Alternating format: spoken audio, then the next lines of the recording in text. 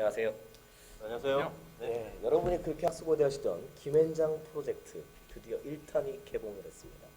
여러분이 그 한간에 참 많이 들었을 거예요. 저 새 양반들이 도대체 뭘 하겠다는 거냐. 이제 드디어 실체를 확인하실 수 있는 기회가 왔습니다. 먼저 같이 계신 우리 선생님들을 먼저 소개해드리겠어요. 먼저 제 왼쪽에 계신 선생님 인사 한번 하시죠. 안녕하십니까. 메가로스쿨에서 논술 자기소개서 면접 담당하고 있는 김종수입니다. 목소리만 들어도 딱 느낌이 오지 않습니까? 아, 이 양반 참 만만치 않겠다.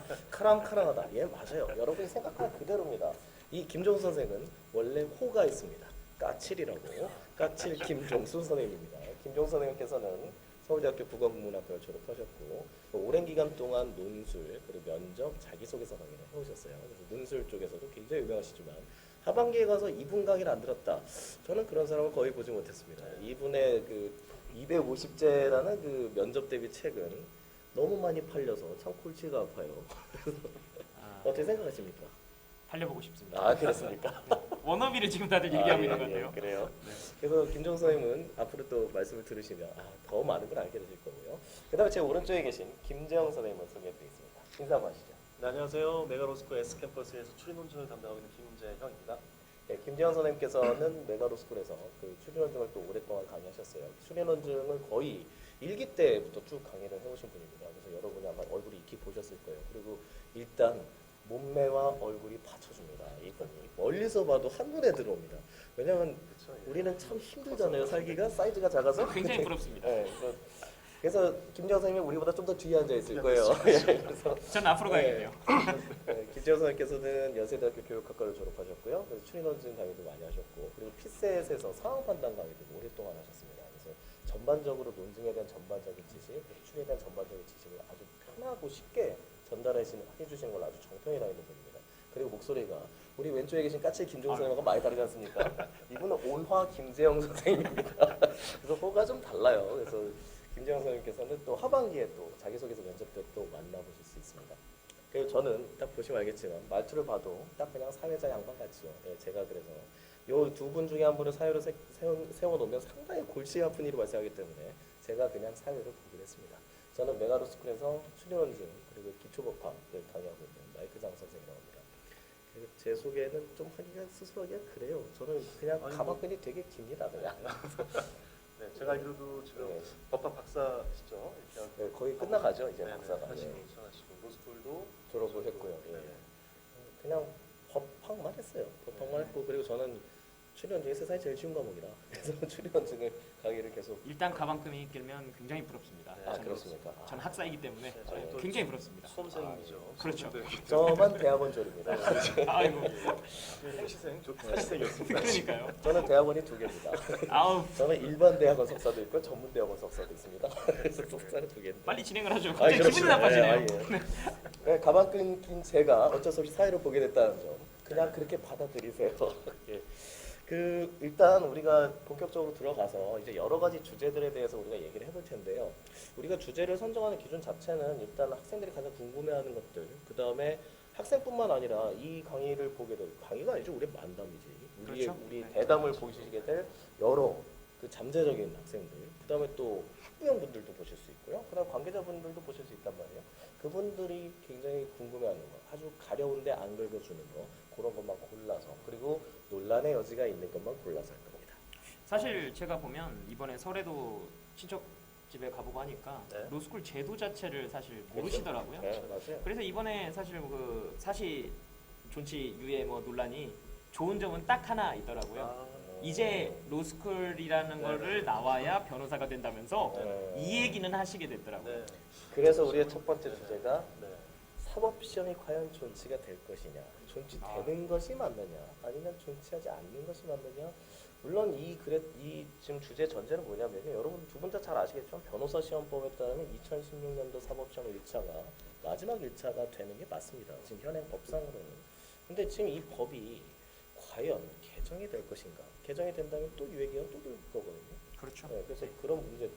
그리고 과연 지금 로스쿨 제도, 로스쿨에서 지금 변호사들이 1년에 한 1,500명 정도 배출이 되고 있는데 이게 정말 많은 숫자인가? 아니면 적은 숫자인가? 아니면 줄여라? 사실 늘려라? 여러 의견이 나올 수 있습니다. 이게 굉장히 논란이 많은 부분이기도 하고 우리 두 분도 각자의 견해가 다 있으실 거거든요. 그래서 그거에 대해서 우리가 아주 신나게 한번 떠들어 보도록 하겠습니다. 일단 김정 선생님이 한번 스타트를 한번 끊어주시죠. 저는 일단 사법시험은 존치되어서는 안 되고 그리고 존치될 수도 없다라고 생각하는 입장인데요. 일단 기본적으로는 제가 가장 문제라고 생각하는 건 원래 법이라고 하는 것 자체가 목적이 아니라 수단이지 않습니까? 일단 법이라는 게 수단이라고 생각을 한다면 제가 가장 마음에 들지 않는 말은 항상 나오는 말이죠. 이렇게 되면 개천에서 용이 나올 수 있느냐. 근데 제가 묻고 싶은 건 이거예요. 법조인이 개천에서 용이 나오는 제도인가? 그렇죠.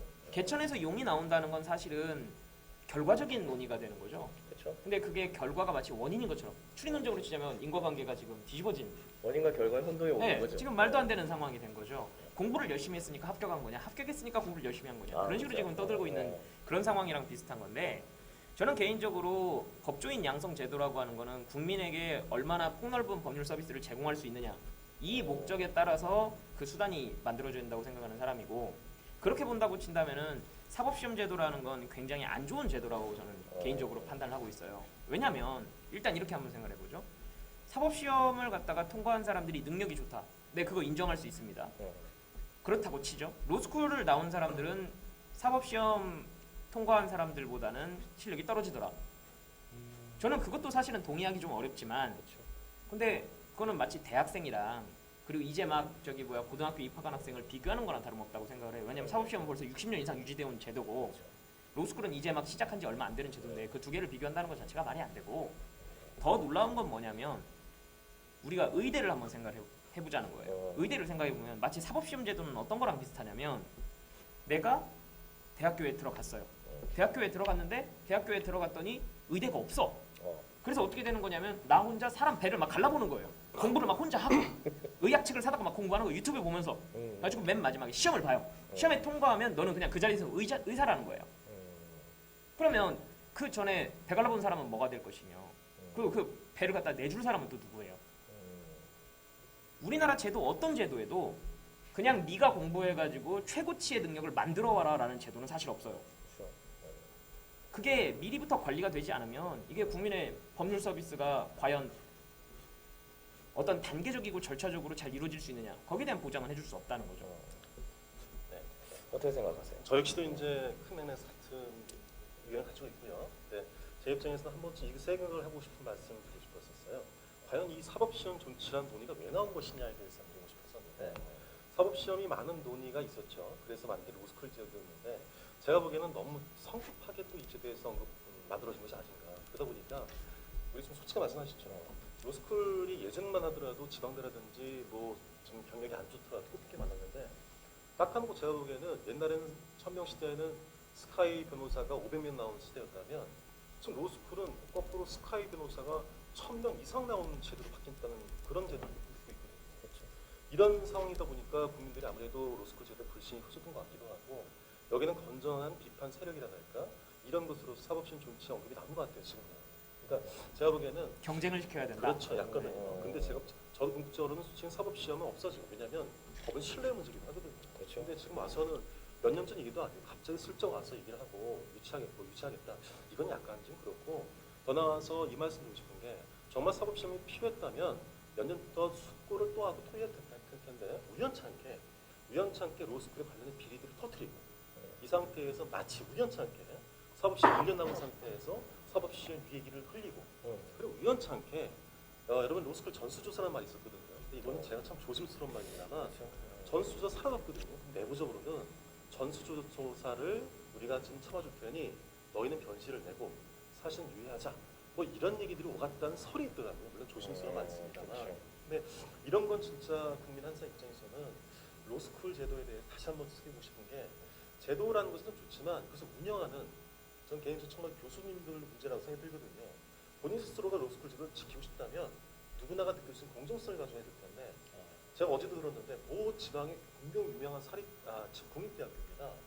근데 그 지역에 있는 모 굉장히 유명한 직업, 뭐 제가 어떻게 말씀드리기 좀 조심스럽습니다만, 알만한 분의 자녀가 그 학교에 다 들어가 있다는 거예요. 물론 이제 열심히 공부하셨겠죠. 근데 이런 얘기 자꾸 들린다는 거는 우리로 하여금 로스쿨에 대한 불신을 가져올 수밖에 없고 이것은 끊임없이 사법시험 존치에 대한 이유를 주는 게 아닌가 생각해봅니다. 그래서 저 역시도 로스쿨 제도에 대해서 인정합니다만 왜 이런 말이 나온지에 대해서 로스쿨이 한 번쯤은 고민해볼 필요가 있지 않을까 이런 생각을 한번 해보고 싶습니다. 그 공정성이라는 말이 참 공감이 가네요. 네. 지금 두 분이 더 잘 아시겠지만 사실 어떤 제도를 운영하는 데 있어서 신뢰, 투명성, 공정성에 빠져있다는 건 그 제도를 포기하는 것하고 그렇죠, 거의 그렇죠. 같다고 간주할 수가 있을 건데 지금 과연 이게 맨 처음에 그 로스쿨이 2009년도부터 이제 생겼을 때 그 전에 2007년에 이제 법이 통과되지 않았습니까? 그래서 이제 2008년부터 일기 학생들이 열심히 준비를 해서 로스쿨에 진학을 했는데 그렇게 열심히 준비해온 학생들에 비해서 과연 로스쿨 운영 과정은 과연 어땠는가 이런 것들에 대한 궁금증도 계속 생기는 것 같아요. 지금 상황을 보면. 개인적으로 봤을 때는 이 공정성이라는 말도 저는 다시 한번 생각을 좀 해봐야 된다고 생각을 해요. 왜냐하면 우리나라에서는 시험을 보면 공정하다고 생각을 하거든요. 그렇죠. 보통 근데 그렇게 생각하죠. 공정하다라는 거는 어떻게 보자면 과정적이고 절차적인 그렇죠. 예. 흐름이고 그러면 그 앞에 그 시험의 목적에 맞느냐 음, 공정하기만 하면 뭐합니까? 그 시험하고 전혀 다른 걸 한다면 그건 의미가 없는 거잖아요. 저는 개인적으로 봤을 때는 어떤 생각들을 많이 가지고 있냐면 정말 우리나라 시험 제도를 한번 뒤집어 엎을 때가 되지 않았는가 생각이 들어요. 좋은 사시 얘기. 제도는 말 그대로 지식 시험이거든요. 그렇죠. 톡 까놓고 얘기해서 지식으로 치면 지금 인도에서 얼마 전에 핸드폰이 하나 나왔는데 스마트폰이 나왔는데 4,500원이에요. 어우 좋다. 4,500원짜리 스마트폰 하나에다가 2만 원 내면 인터넷이 연결된단 말이에요. 네이버가 우리보다 지식은 더 많습니다. 그렇죠. 제가 뭐 몇십 년 이상 쌓아온 지식이 아무 의미가 없어요. 음, 근데 그 지식을 쌓아다가 뭐에다 쓸 겁니까? 근데 지금 현재 우리나라 시험이 다 어떻게 보자면 지식 위주의 시험으로 가고 있거든요. 그러니까 사실 로스쿨 제도라는 것 자체가 공정하다라는 말을 하고 싶은 거는 아예 더 까놓고 얘기를 하죠. 일반인들이 보기에는 지식을 안다 모른다가 쉬운 거니까. 그렇죠. 그게 제일 판단 기준이 쉬운 그게 거니까. 가장 객관적으로 보이니까. 음, 하지만 우리가 보기에는 사실 공부 좀 한 사람들이 보기에는 사실 어떤 측면이 있냐면 지식이라고 하는 건 사실 네이버에다 치면 나오는 거 아닙니까? 그렇죠. 검색어만 잘 해가지고 엔드 5만 집어넣으면 돼요. 구글이 짱이에요. 맞죠. 구글만 쓰면 됩니다. 네. 근데 그런 거를 갖다가 컴퓨터로 대체되는 걸 왜 굳이 사람이 하고 있어야 되냐는 거예요.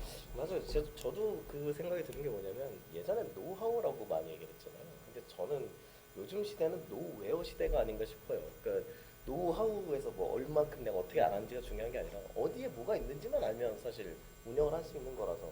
결국은 그럼 이렇게 되죠. 왜 그걸 해야 되느냐. 그렇죠. 목적이 참 중요한 말씀이셨는데 저도 같은 면으로서 이제 R&D라고 하죠. 옛날에는 요즘 C&D라는 말을 쓰더라고요. 네. 커넥트라는 말을 네, 맞아요. 참 커넥트. 물론 누군가 연구를 해야 됩니다만 그렇죠. 그 연결이 이제는 중요한 요즘 플랫폼이라든지 요즘 떴던 말 다 보면 이제 연결이거든요. 요즘 그렇죠. 떠나시고 O2O 사업이 뜬다는데 O2O에서 우리는 O와 O를 보죠. 또 On과 Off를 볼 텐데 좀 중요한 게 To라고 생각이 들어요. 두 가지를 연결하는 것을 그렇죠. 잘 만들어주는 것이 이제 맞아요. 지식인들이 가져야 되는 거죠. 근데 그 점에서 아까 좋은 말씀하시는 게 이 지식의 패러다임이 바뀌면 평가 받게 되거든요.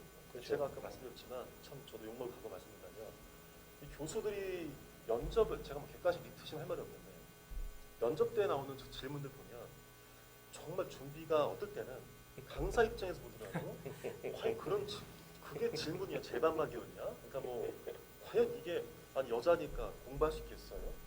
뭐 임신했으니까 뭐 어떻게 할 거? 물론 일부러 그 사람 인성을 위해서 질문 던질 수 있겠습니다만 제가 정말 무라치는 게 청년 재학생이었는데 리트가 110점이었어요. 토익 900점이어가지고 근데 지방에 뭐딱 말씀드리죠. 동아리였었어요.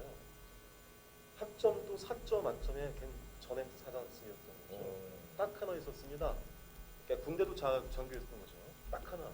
걔 최대였었어요. 근데 중학교 때까지는 엘리트였다가 고등학교 때 운동이 좋아서 갔는데 한국 최대는 어딘가 저기서 꽤 유명한 엘리트 코스라고 하더라고요. 근데 두 번 다 낙방을 했습니다. 근데 그 낙방 이유가 교수가 최대가 공부할 수 있겠어? 아, 이 말 듣는데 고정관념이죠. 제가 욕이 나왔었어요. 근데 그런 걸 좀 깨주셔야 될 텐데 그러니까 일부러라도 그렇죠. 예, 일부러라도 저는 일부러라도 50대씩 뽑아주신다는 거죠. 그렇죠. 예를 들어서 근데 그런 것들을 안 주시니까 아까 말씀드렸지만 핵이라도 사실 워낙 아시겠지만 로스쿨에서 제일 잡는 게 훈장이 사실자격.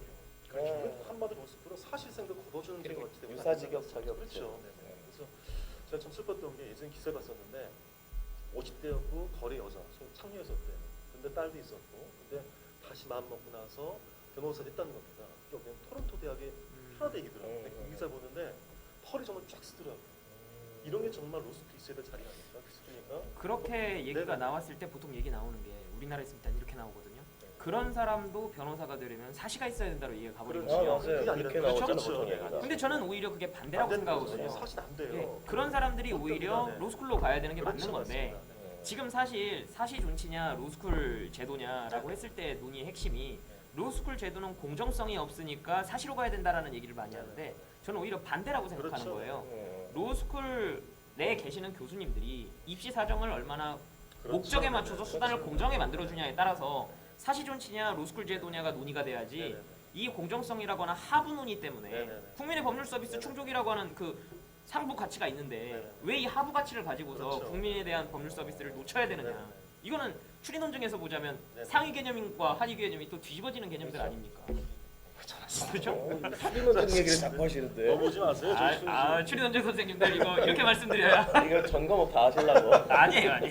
아, 근데 정말 좋으신 게 제가 저기까지 이 김종생 아시겠지만 우리 아마 면접 교수님 제일 그렇죠. 근데 보시면 이제 답답했던 게 이번에 이런 일 터졌지 않습니까? 제일 먼저 나온 조치가 뭐냐면 면접 줄이자는 거예요 지금. 이 맞아요. 바보들이. 정량 평가 늘리고. 네, 그게 아니고 뭐 사실을 면접- 보든지. 근데 왜 그게 아니죠. 얘 면접을 줄이라는 게 아니고 그게 참 제대로 이상하게 많이 나오는 하는 거지. 거지. 제대로. 네, 그 그죠? 한마디로 이게 정말로 어떻게 이게 참 보자면 답답해서 지적 권위의 이게 훼손에 가까운 아 거예요. 이건 진짜 이거는 맞아요.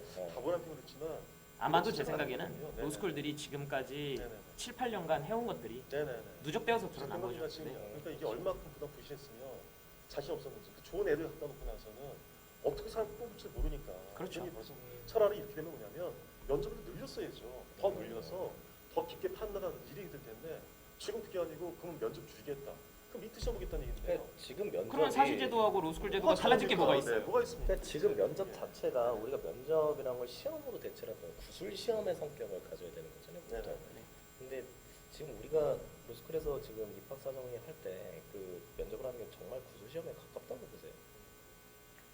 이걸 좀 생각을 잘 해봐야 되는데 지금 사실은 사시 존치라는 것 자체의 논의가 뭐에서부터 촉발이 된 거냐면 시험은 공정하다. 그렇죠. 에서부터 촉발이 된 거고 객관식과 그렇죠. 주관식. 객관식이죠. 그런데 되게 웃기는 건 뭐냐면 사시의 당락을 결정하는 건 2차 시험이란 말이에요. 주관식이죠. 근데 2차 시험은 정확하게 주관식이고 어마어마한 분량의 페이지를 스스로 채워나가야 되는. 그 판례도 있어요. 재량 사항이에요. 다 채점하는 거. 그렇죠. 선생님이 교수님이 만약에 채점 교수가 떨어뜨리겠다라고 하면 떨어지는 그렇죠. 거죠. 이건 허락제도가 왜 잘못한 있겠습니까? 거야. 이제 그런 형태인데 지금 그거를 단지 말로 하는 게 문제라고 생각이 된다면 저는 예전에 영남대가 썼던 방법도 좋은 방법이라고 생각해요. 비디오로 촬영할 수도 있거든요. 그것도 좋네요. 그렇게 되면 남겨놓을 수 있지 않습니까? 그럼 나중에 근거 될 만한 게 그렇죠. 되겠네요. 그리고 어떤 식으로도 요즘에 시험을 치르고 있냐면 서면 질의를 봐도 되는 거죠. 서면 질의를 보고 그걸 바탕으로 해서 질문을 해도 되는 거죠. 그것도 괜찮네요. 그리고 음성 녹음을 하는 것도 방법이고요. 음. 여러 가지 방법들이 사실은 네. 있어요. 그런데 그런 방법들은 전혀 시도하지 않고 지금 제 생각엔 좀 어떤 느낌이 강하냐면 오는 소나기는 일단 피하고 보라고. 네. 지금 국민들의 분노가 너무 크니까 일단 비키자. 일단 비껴나가는 거라고 생각을 하고 있어요. 왜냐면 엘리트 시험은 일단 기본적으로 인류의 2만 년의 역사를 생각해봤을 때 글을 쓰고 말을 하는 게 엘리트였습니다. 그렇죠. 법조인이 하는 일이 뭐예요? 법조인이 4번 유죄입니다. 뭐 이런 사람이 어디 있어요? 뭐 3번 유죄도 무죄도 아니다. 5번 징역 3년. 뭐 이런 건 있을 수가 없죠. 신혼증을 약간 비하신 거 아니시죠? 그건 아니에요. 주례론자 객관식이 자꾸 객관식이 그렇게 나와요 지금. 그럼 일단 조금 정리를 좀 해볼게요. 어느 정도 시간이 좀 네. 지났으니까 두 분 다 사법시험이 존치되어서 안 된다는 면에서는 동의를 하시는 것 같고, 근데 문제는 그 전제 조건이 하나 필요하다고 두 분이 지금 생각하시는 것 같아요. 로스쿨 그렇죠. 그 입시에 있어서. 그리고 또 공정성이라는 단어를 정말 어떻게 사용할 것이냐. 그 공정성의 내용상을 얘기를 할 때 보통 공정성 얘기는 잘 안 하죠. 절차적 그렇죠. 정당성을 따질 때 보통 공정성이라는 얘기를 많이 하니까. 그래서 두 분 얘기가 맨 처음에 다른 것처럼 보이다가 결국 생각하는 게 비슷하네요. 결국은 공정성을 어떻게 하면 확보할 수 있느냐. 거기에 대한 투명한 공개가 저는 가장 중요하다고 봐요. 물론 언어의 추리 논쟁은 그게 뭐 표준 점수나 이런 형태로 어느 정도 공정성이 확보되어 있지만 논술부터 논술이나 면접 자소서 같은 것들은요. 저는 개인적으로 어떤 생각을 가지고 있냐면 이게 로스쿨 제도가 힘을 받으려면 사법 시험보다도 훨씬 더 공정하다. 하는 맞아요. 어떤 네. 그런 것들이 시간이 필요하거든요. 필요하죠. 요즘에 기업체 면접에서도 상중하 정도는 알려준단 말이에요. 그렇죠.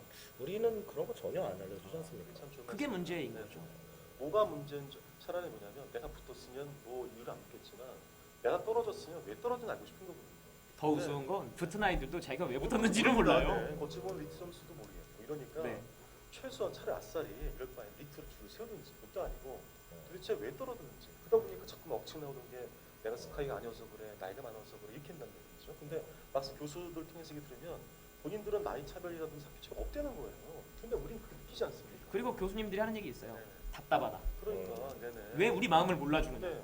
그럼 뭘로 답답하면 자기도 알려주든가 그렇죠? 답답한 건 우리도 마찬가지 아닙니까 지금? 답답한 건 우리가 제일 답답해요 네. 지금 상황을 보면. 맞습니다. 아 근데 저희 뭐죠? 제가 아까 공정성 얘기 나서 네. 논의 좀 잠깐 바꿔본다면 네. 이번에 그 8회 때 논술 문제 이번이 아마 그 시험 공정성 관련돼서 네, 네. 제대로 만든 그렇죠. 것 같아요. 그래서 이제 거기에 대해서 한번 좀 말씀 드리고 그렇죠. 싶은 게 저도 개인적인 생각이거든요. 제가 보면 논술도 어찌 보면 우리나라 논술 같은 경우는 이제 프랑스의 막걸리어 그런 것도 아니고요. 어찌 보면 정답이 있는 게임을 요구하는지도 모르겠어요. 제 생각에는. 근데 제 생각이 아니고 그런 식으로 흘러가는 것 같긴 한데 이번에도 문제였던 게 뭐냐면 보통의 논술 문제는 쉬었다는 표현도 이거였던 거죠. 가나다와 사례 1, 2, 3 있으면 그동안의 논술 문제는 거의 60에서 80%가 매칭 되게 냈던 거예요. 지금 그랬는데 이번 문제는 제가 보기에는 상당히 A로 볼 수 있겠고 B로 볼 수 있게 문제가 구성된 것 같은데 그래서 제가 보기에는 여기는 크게 정답이 있다 그럴 여지는 없다 생각이 들거든요. 근데 제 생각에는 근데 보니까 어떤 모사트 갔더니 뭐가 정답이다 뭐가 이제 그렇게 말씀하시는 그렇죠. 거죠. 네. 제 개인적인 김동석께서 아마 어떤 견해를 내셨는데 좀 다른 견해였다 말씀하시고 하더라고요. 근데 저는 충분히 선생님께서 왜 그걸 내셨는지가 이해하겠거든요. 근데 네. 그것과 함께 이번에 다른 의견들도 충분히 볼 수 있겠구나 이 생각이 든단 말이죠. 근데 저는 이제 여기 말씀 주셨던 게 이건 어떻게 봐야 된다. 그러니까 그동안 학생들이 논술도 어찌 보면은 뭐랄까 그러니까 누군가가 알려준 정답을 찾던 게 아닌가. 그러니까 이번 논술 같은 문제도 이런 생각이 아닌가 하는 제 생각이거든요. 근데 여기 다들 문제 생기는 게 차라리 평가표가 있으면 말을 하시든지 차라리 마음대로 엮어도 괜찮다. 다만 이 글이 논리적이면 내가 좀 좋겠다. 이건 건지 아니면 내가 생각하기 제시문과 사례는 연결되는 게임이다. 그걸 말해주시면 주셔야지. 여기는 얘기 필요하지 않을까 싶은 생각이 결국은 들었어요. 그럼 그 얘기도 네. 지금 논의가 지금 사무시험 준체서 로스쿨 여기서 이제 살짝 넘어가긴 했는데 네. 그 논술에 정답이 있는가 뭐 이런 식으로 정리도 어느 정도 될 수 있을 것 같긴 한데 그 제가 드는 생각이 이거 역시 이것도 논술에 관련된 문제도 역시 로스쿨의 입시 사정에 걸려 있는 문제라는 그렇죠. 거죠. 입시의 공정성에 네, 대한 논의가 그래서 되는 거죠. 요거는 그냥 우리가 그 첫 번째 우리가 주제로 삼았던 사무시험 정치 문제, 로스쿨의 앞으로 발전 방향 문제에 더불어서 같이 붙여도 괜찮을 것 같아요. 그래서 논의 좀 더 진행을 해주시죠. 사법시험 2차 시험이 주관식이잖아요. 네. 거기에도 40점 미만이면 아예 불합격이라고 하는 과락제도가 있고 그다음에 수석 합격자들은 보통 민법에서 굉장히 좋은 점수를 받아서 그렇죠. 합격을 하는 케이스가 많죠.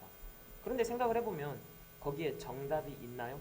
라고 말하면 이렇게 말할 수 있죠. 이게 굉장히 오해를 불러일으킬 만한 말이긴 합니다만 이게 너무 결론적인 말을 해서 그런 건데 톡 까놓고 얘기하면 이렇게 말할 수 있겠습니다. 답이 있는 게 아니라 답에 도달하는 절차가 있는 거고 그 절차를 모두 다 만족시키는 답은 하나밖에 없는 거예요. 알겠어요. 개인적으로 보자면 이런 생각인데요. 사실은 생각을 해보자면 제가 학생들한테 예로 많이 드는 겁니다만 자 살인을 했다고 볼게요. 살인을 했다. 그러면 살인을 하면 처벌이냐? 아니죠.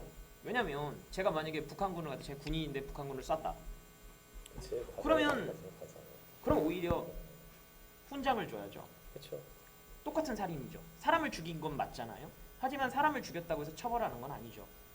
마찬가지로 거기에는 뭐가 있는 거냐면 논증으로 치자면 그 가치와 그 사실 간의 연결 관계가 필요한 거 아니겠습니까? 근데 그 연결 관계에서 반드시 써야 되는 논리라는 게 있는 거죠. 예를 들어 보자면 추리 논증이랑 똑같습니다. 3단 논법 써보는 거죠. 모든 사람은 죽는다. 소크라테스는 사람이다. 따라서 소크라테스는 죽는다. 죽어야지. 근데 만약에 그 중간에 있는 두 번째 논리가 빠졌다. 그럼 논리를 건너뛴 거죠. 그렇죠.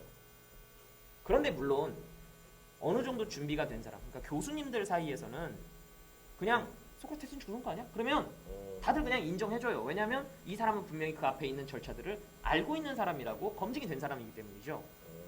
학생들한테는 그 세 가지 단계를 모두 다 요구하는 거예요. 그렇죠. 그러니까 어떻게 보자면 학생들의 입장에서는 그러니까 소크라테스는 죽는다는 거 아니에요. 그 말만 듣고 싶은 거예요. 근데 교수님한테 그냥 소크라테스는 죽는 거 아니에요? 이렇게 말하면 음. 점수를 줄 수가 없죠. 왜냐면 어떤 반반 과정을 달라야 통해서 되네. 그렇게 온 건지를 반반. 모르니까요. 그렇죠. 그렇죠. 말씀 여서 드린다면 저는 저 개인적으로 이제 2차 준비를 했었던 것 같아요. 그러다 보니까 맞춤 무슨 말씀하시는 것이 아니겠는데 법에서는 이제 답에 노출 아까 소크라테스 죽는다 그 얘기를 한다면 소크라테스 논증 본다면 법에서 소크라테스 죽는다 모든 사람 죽는다 김재형은 소크라테스 사람이다 그는 죽는다 이런 논증이 있으면 그걸 수락 요구를 하죠. 근데 제 생각에는 논술 같은 경우는 이렇다는 거죠. 그러니까 법서에는 모든 사람 죽는다는 말도 있고 언어 쪽에는 소크라테스 사람의 말도 있으니까 결론적으로는 소크라테스 죽는다는 말을 끄집어내야 된다 말씀하신 것처럼 답이 정해졌다 충분히 이해해야 된다는 거죠. 근데 논술은 이렇다는 거죠. 어떤 글을 보고 나서 과연 이 글이 모든 사람 죽는다는 말인 건가? 그렇지 않을 수 있는 건가? 그러니까 이렇게 생각의 여지가 있을 수 있는 상태에서 나는 모든 사람이 죽는다고 판단이 들어. 왜냐하면 이 글에 이런 글이 있으니까. 다른 쪽에서는 난 그런 글이 아니라고 생각이 들어. 이렇게 약간 열린 상태에서 문제가 구성됐으면 좋겠다는 생각을 했던 거였거든요. 만약에 그렇게 돼버리면요. 네네. 문제가 뭐냐면 시험으로서의 속성이 떨어지게 되는 거예요. 만약에 진짜 그 말이 그러니까 너무 여지가 많아버리게 되면 그러면 언어의 문제를 낼 수가 없어요. 3번도 답이 되고 4번도 답이 되기 때문이죠. 언어인 객관식이지만 논술은 주관적인 특성이 정확하게 보면 이렇게 되는 거죠. 언어이에서도 그러니까 문제를 이렇게 내지 않습니까? 다음 중 가장 적절한 것은. 왜냐하면 3번도 적절하고 4번도 적절하거든요. 그래서 학생들이 맨날 하는 얘기 이거예요. 선생님 3번이 적절하지 않나요? 적절하지. 그러면 3번도 답이죠. 아니지. 4번이 있으니까. 그렇지. 선생님 그럼 4번이 없으면 3번이 답인가요? 그렇지. 그러면 3번도 답이라고 볼 수는 없나요? 4번이 있으니까 안 되지. 이런 거랑 저는 똑같다고 보거든요. 맞아요. 그 말씀도 참 잘하셨는데 제가 최근에 많이 질문받은 것 중에 하나가 그 객관식에서 질문을 많이 하잖아요. 학생들이 질문할 때 보면은 정답 말고 정답이 아닌 걸 물어본단 말이죠. 그거에 대해서 아니 이건 이렇게 볼 수 있는데 왜 답이 되지 않습니까? 라고 물어요. 그러면 이제 신기한 게 그거보다 더 틀린 답이 분명히 있거든요. 그리고 대법원 판례가 벌써 3번째 나왔더라고요. 제가 그래서 안 그래도 여기 오기 전에 찾아봤는데 2009년도에도 대법원 판례가 또 나왔어요. 행정법원 판례가. 행정사건으로. 그래서 하자 승인이잖아요. 아니요. 거기에 나온 거예요. 그 객관식 판단의 기준. 객관적 객관식 답변이죠. 정답의 판단의 기준 정답의 판례가 판단이죠? 나온 거예요. 또. 그러니까 5가지 문제면 그거 아시죠?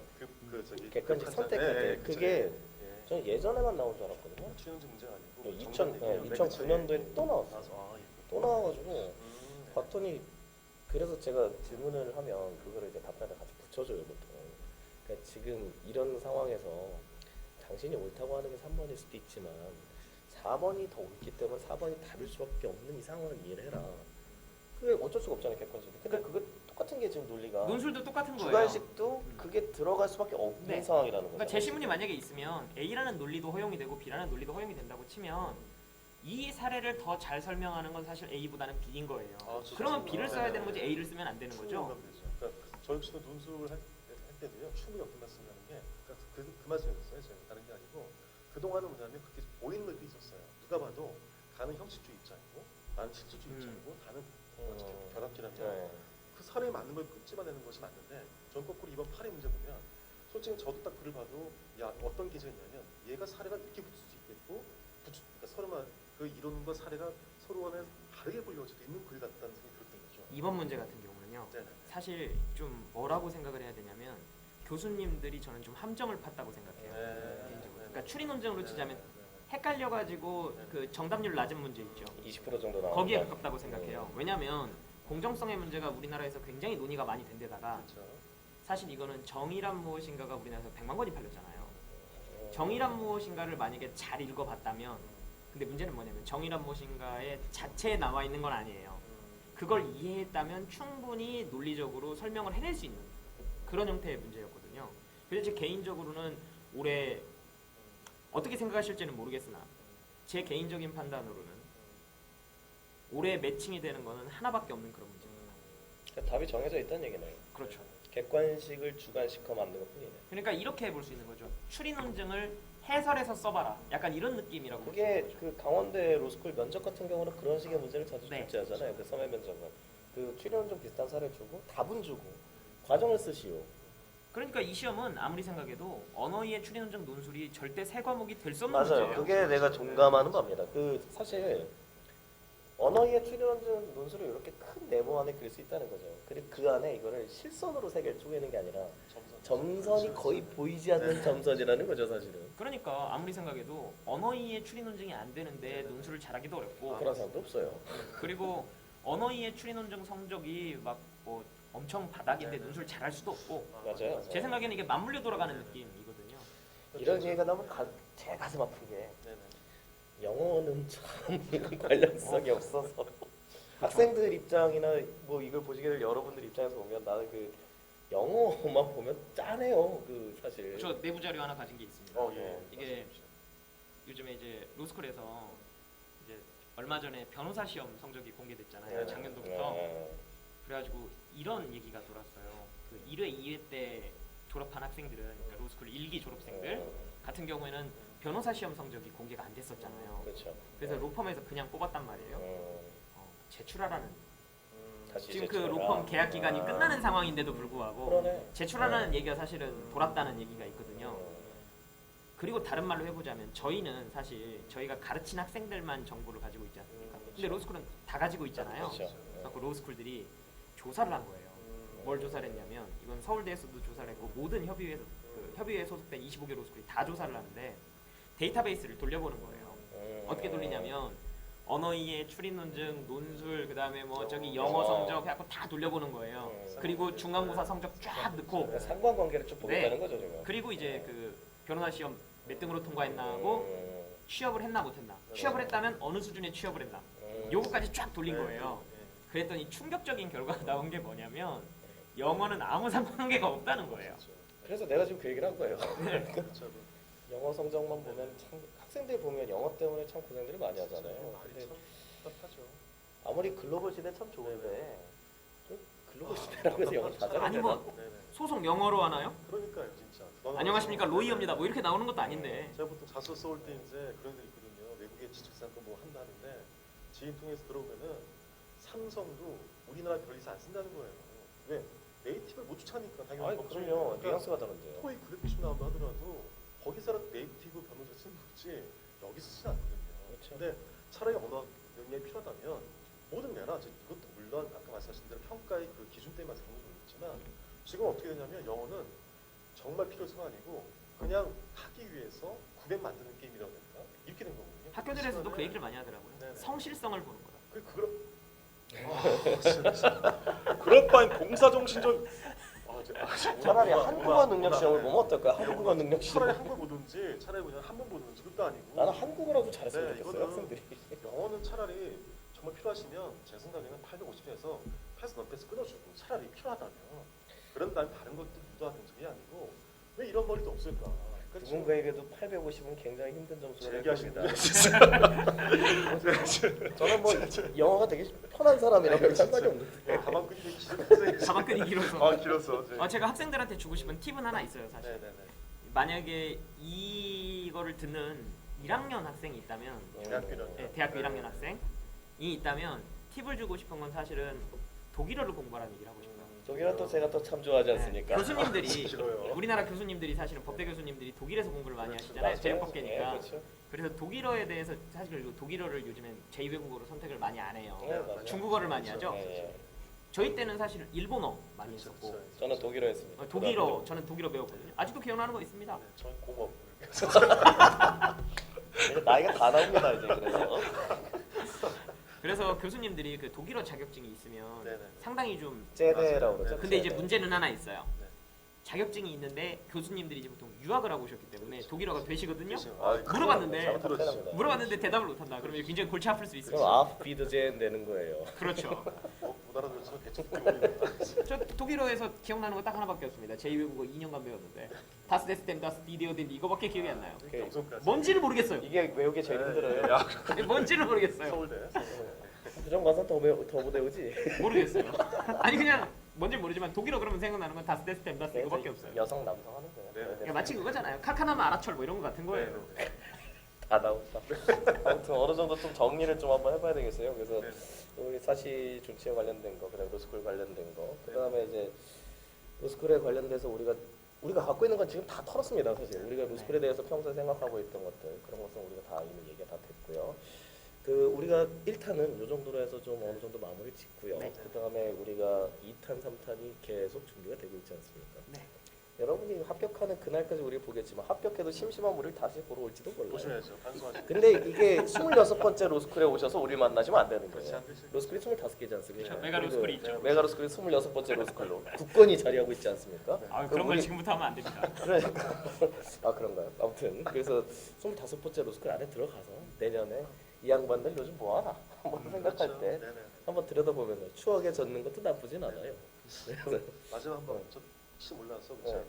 저희가 지금 모인 취지가 아마 보시님께서는 아마 좀 글쎄 약간 색안경이 좀 들어갈 수 있을 것 같기도 해요. 그렇죠. 아무래도 학원에 네. 있는 사람들이 와서 일하니까. 근데 어쩌면 로스쿨 얘기를 로스쿨 교수가 하겠습니까? 정부가 하겠습니까? 학생이 하겠습니까? 그 시간에. 근데 저희는 제가 글쎄 여러분께서는 저희를 경험하신 분도 저시겠지만 최소한 제가 세 분 만나서 야 어떻게 하면 애들 많이 학원 오게 할까 이런 고민 한 번도 안 했었던 것 같아요. 그런 걸로 우리가 시작한 건 아니에요. 그랬으면 이렇게 듣고 자던 게 아니죠. 여러분이 생각하는 그분들이 계실 거 아닙니까? 네, 그렇죠. 그래서 혹시라도 이제 좀 열린 마음 들으십시오. 그래서 저희가 지금 편하게 얘기할 테니까 혹시라도 이제 오해하지 마시고 그래서 이제 뭐 그래서 저희가 뭐 학교 뭐 어디 소속했단 말도 없다고 했던 것이 그냥 편하게 얘기하고 싶은 거니까 오해 말고 주시면 감사하겠습니다.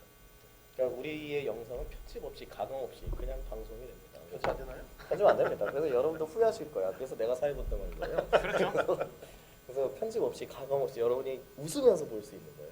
그리고 우리가 얘기하는 그런 스타일들 이런 것들도 한번 생각해보죠. 선생님들마다 말씀하신 스타일이 다 다르기 때문에 그런 것도 한번 우리가 뭐 유심히 볼 만한 가치가 있는 거죠. 사실 아 말을 할 때 이렇게 전달이 되는구나. 그러니까 우리는 싸우려고 이 자리에 있는 게 아니에요. 우리는 정말 토론을 하기 위해서 이 자리에 있는 그렇죠. 거죠. 그래서 우리가 이 기획을 하는 의도를 잘 받아주시고 우리 2탄에서도 그 우리를 보통 여러분 아마 버스나 지하철 안에서 만나실 것 같아요. 그렇죠. 네. 독서실에서 이걸 보고 있으면 좀 이상하지 않습니까, 사실? 그래서 웃어서 그러니까, 웃겨서 예. 여러분이 이제 그 버스나 지하철 너무 게임을 많이 하니까 네. 게임 말고 우리랑 놀자 이거예요. 네. 그러니까 우리랑 놀자라고 원래 하려고 그랬는데 너무 유치해서. 아, 그죠? 그건 좀 아니네요. 그래서 우리 김현장 프로젝트 1탄은 이걸로 이제 우리가 정리를 좀 해보도록 하겠습니다. 두 분 선생님 수고 많이 하셨고요. 네. 여러분 다음 시간에 또 뵙도록 하겠습니다. 예, 고맙습니다. 감사합니다. 네.